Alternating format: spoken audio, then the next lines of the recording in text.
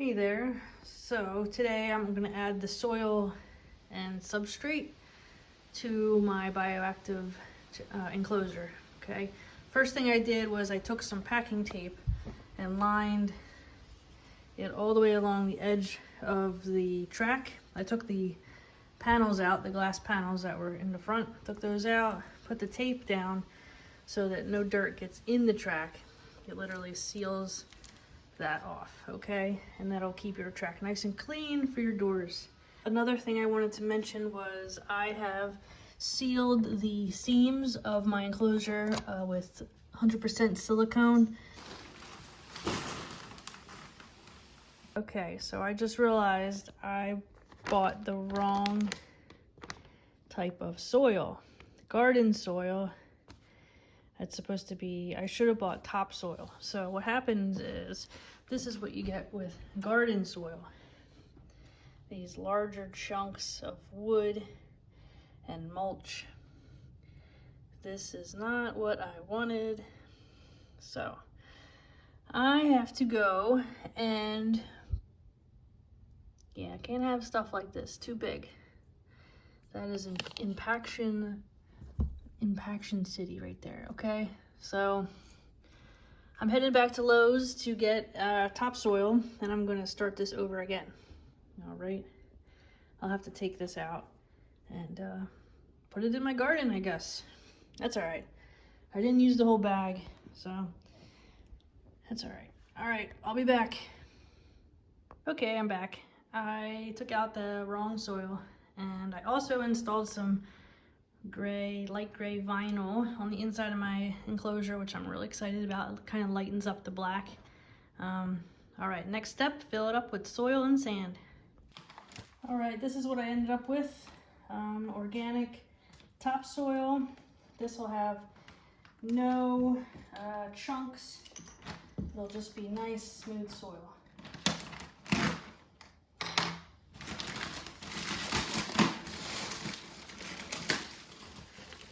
See, nice and soft, no big chunks.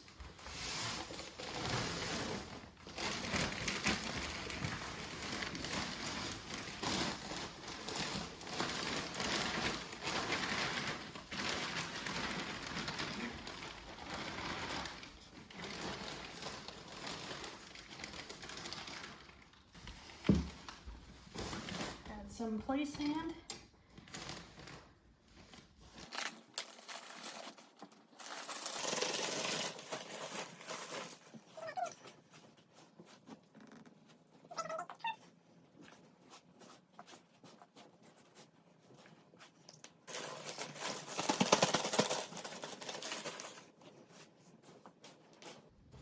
I really want this to be a sandy soil mixture. The sand will help keep the soil from getting too moist, staying too wet. It's okay for the soil to stay wet because your plants need some, soil to grow. But we don't want the soil to stay soaking wet because that'll cause problems like root rot or fungus gnats. So get this nice sandy soil now. I might even add some more sand in there.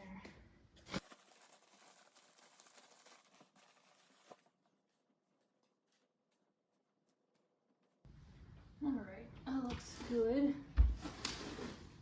sure you get all of it mixed. And no drainage layer needed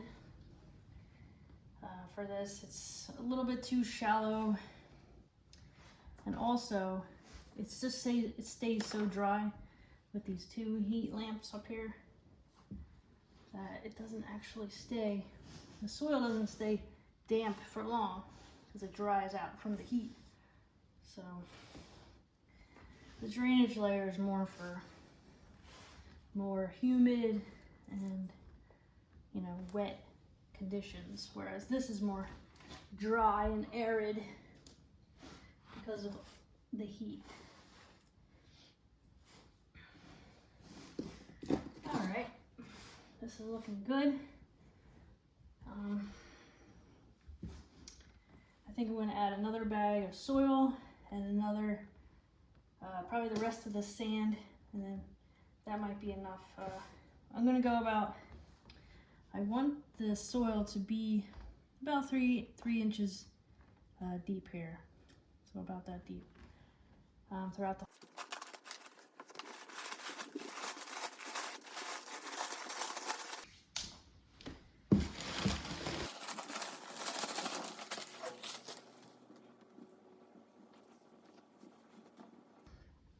So some different types of plants that I personally am going to put in this enclosure are going to be safe for the beardy and aesthetically pleasing to this tank. I like the green, the tall green snake plants because they fill up the back of, the background and give a nice contrast to the gray color of my foam background. Also, I like to use elephant feed. I guess it's a type of jade plant, but it's like a little bush, and it's safe if your dragon, wants to try it out and take a couple nibbles. It's not gonna hurt him if he eats it, and it's pretty hardy. It's more like I don't know, I would say like a succulent, but it has like a more woody stem to it, so it's it's hardy for when your dragon tramples it. And they make them so you can buy them like they're a little bit bigger, not just a little tiny succulent that's inside this 120-gallon tank. You want something to fill up the space, make this look alive, full of plants, greens. A lot of people say that you can plant herbs like basil, I think, or parsley, I forget, but I haven't done that yet, but I might try that this time around. This is a washed play sand. Cost about $4 or $5 a bag. I think this was $3.50 for the bag, so not too expensive, and you just add it in there. I cleared off the original soil that came with this plant. You don't want any pesticides or fertilizers to come into your enclosure because everything in here is nice and clean and fresh. So I brushed everything off. I just have the root system, and I'm going to plant this one in the back right here, so it stretches along the back wall here. Breaks up this spot here. Okay, so just dig a little hole, put your plant in there, and that one will grow nice and tall, because this I have right here is a full spectrum UV bulb, like a grow light, and that will help this plant grow nice and strong. All right, just gonna take off the tape that was lining the door tracks to keep the dirt out of the tracks.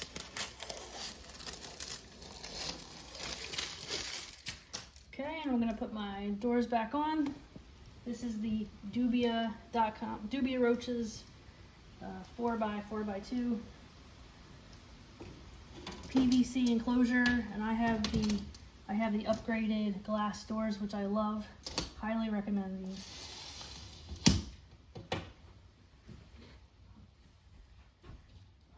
They cost extra, it's an upgrade, but I think it is completely worth it.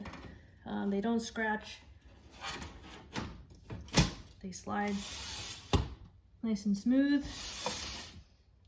I'm gonna put my dragon in so he can get warmed up.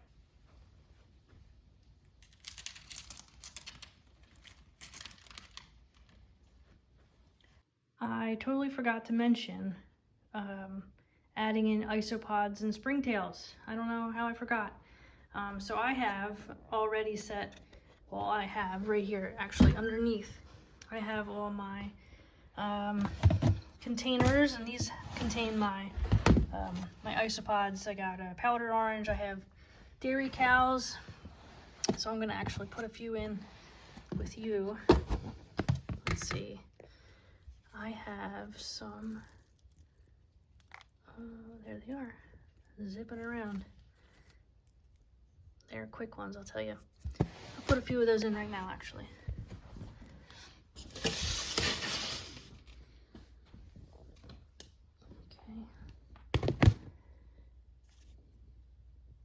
And get a couple of them in there.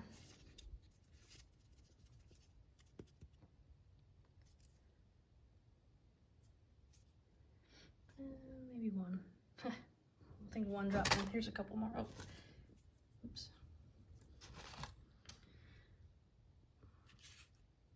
I'll just shake it and see if they fall in.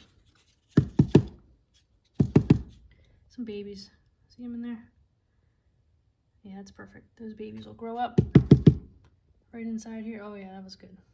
This is some cork bark, so they're hiding in the tiny little cracks. Oh wow, they're babies. Look at them go. Okay. All right, they are finding their new home. Look at them go. Okay, so those are powder orange. They're perfect for the dry, arid conditions of bearded dragon bioactive vivarium. All right. I also have I have a springtail culture, which I will be using. Okay, so here's my springtails. They are springy. Okay. So I'm gonna take these. This is charcoal. They live on this, and I'm gonna tap them in there. All right. Take a couple more of these, and they'll just jump off. Jump off. Okay, there they go. Okay, let's see, a couple more. Hard to see them. There they are.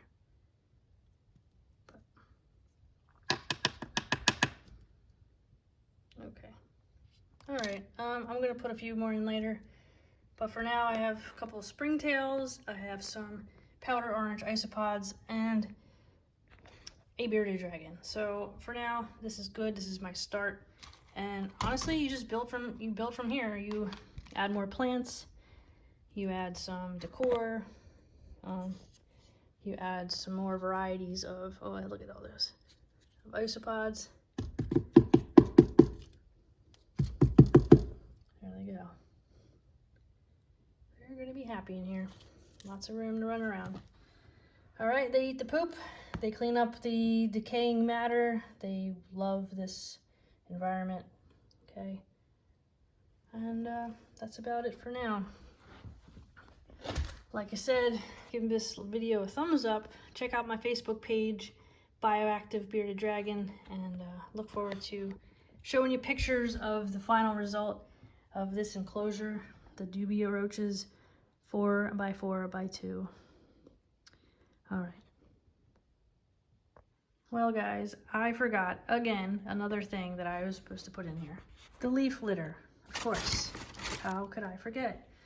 All right. So the leaf litter is going to be scattered all across the bottom floor of the enclosure.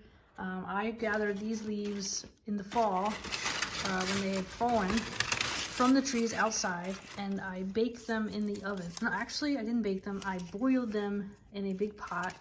I boiled them, and then I set them out, and they dried on a towel. So I have gathered these from the wild, but they have been sterilized with boiling water.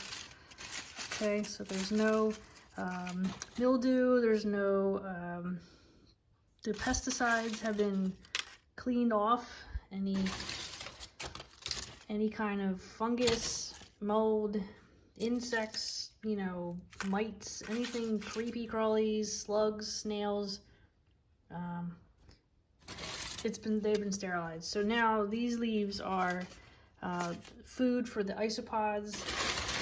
They help keep the soil, retain moisture. They add a naturalistic look to this setup. Okay, I have some magnolia tree leaves. They're big. And I just gather them around. I can also take some and break them up, like crumble them up into smaller pieces and scatter that through the soil. I'm probably gonna take this whole bag, if not half the bag, and put it in here. These big ones, these are nice. You can, at nighttime when you come in and you can turn on the flashlight and you take a peek underneath these leaves, and your little isopods will be running around underneath there. So for now, I'm just gonna scatter a few. I can't believe I forgot to add those. Silly me. Another one, I'm just gonna, you know, get like crumbles. You know, the isopods, they love that. They eat this, they eat the leaves, all the decaying plant matter. This is like, that's their food. Okay, I'm gonna give it a little spray, get it all started, and that's it for now, okay?